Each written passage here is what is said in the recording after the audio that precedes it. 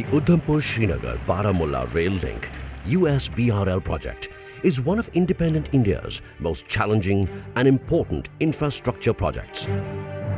One of the most challenging parts of this project is a single arch bridge over river Chenab coming up between Kauri and Bakkal in Riyasi district.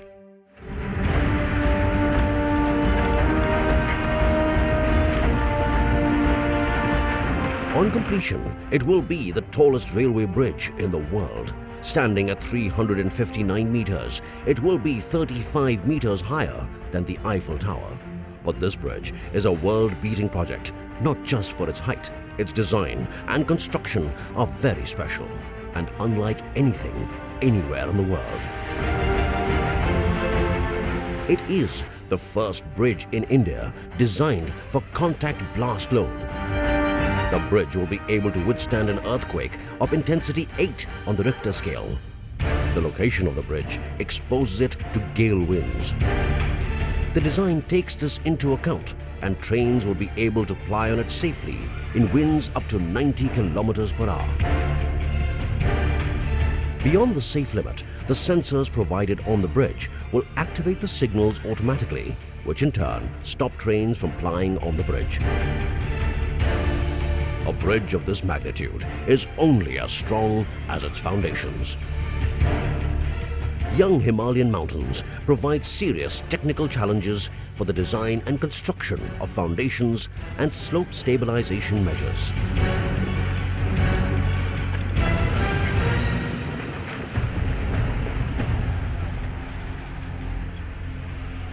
It was thus decided to carry out slope stabilization and then build piers that will stabilize the bridge and give it strength.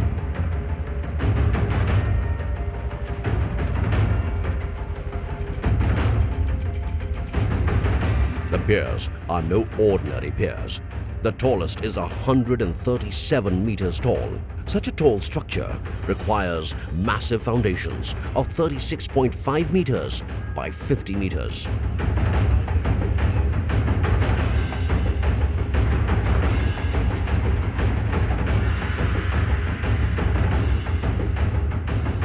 The bridge crosses a very deep gorge with extremely steep sides. The slope varies from 43 degrees to an almost vertical 77 degrees. On such steep sides, slope stabilization is a Herculean task. As a first step, elaborate tests were conducted to understand the stability of the rock mass. Considering the demanding design of the bridge, the slope stabilization measures were designed by the Indian Institute of Science, Bangalore. The designs were proof-checked by renowned international consultancy firm URS.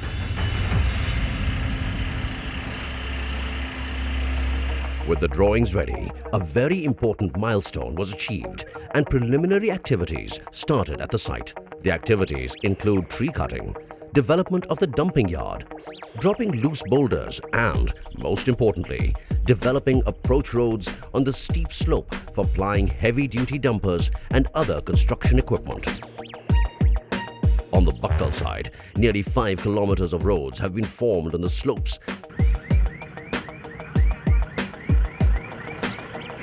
and on the Kauri side, 3 kilometers. Catch trenches are created at each stage to prevent excavated debris from falling into the river. The total depth of excavation is 218 meters on the Bakkal side and 206 meters on the Kauri side.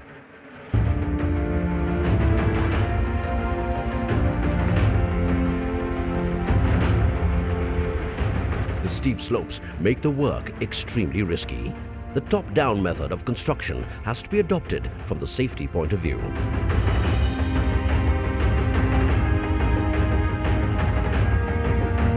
The first step of the process is to cut and level the topmost bench.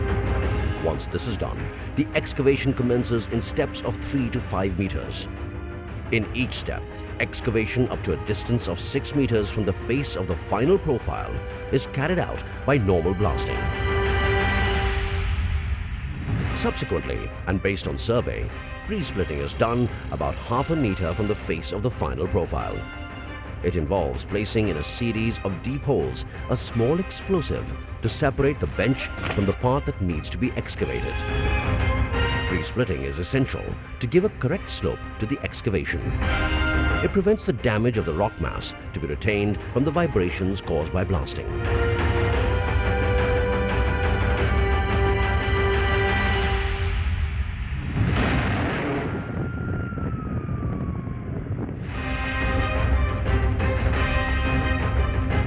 Controlled blasting is carried out to aid in excavation.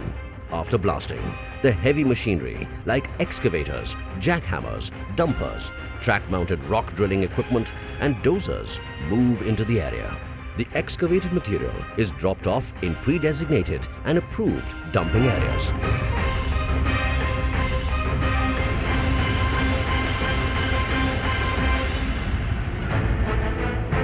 Immediately after excavation, rock bolts of designed lengths of 4 meters, 8.5 meters and 11.5 meters are installed.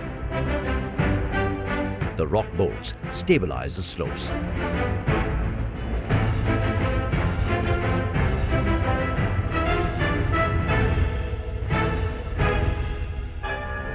Weep holes are provided beneath the shotcrete layer to prevent building up hydrostatic pressures, if any, in the future.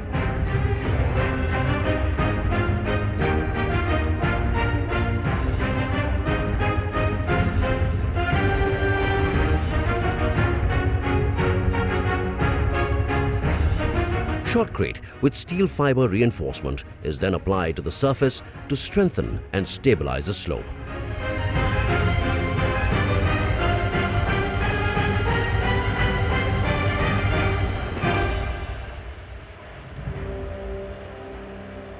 On the buccal side, more than 40% of the slope stabilization work is complete.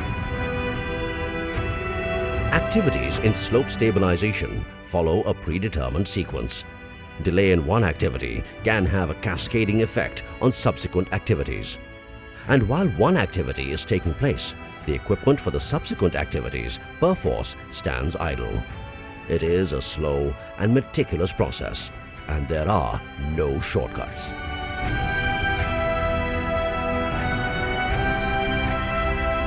Construction equipment consumes a huge quantity of diesel, typically 15,000 to 18,000 litres per week on the buccal side. The logistics for the arrangement of diesel from Riasi, 26 kilometers from Buccal and 40 kilometers from Kori, is itself a critical process. Magazines of explosives for rock blasting also need to be stored and transported securely. The USBRL project is no ordinary project, and the Chenab Bridge no ordinary bridge. Its very demanding design requires special construction. Afghans is proud and fully committed to give the country the world's tallest arch railway bridge.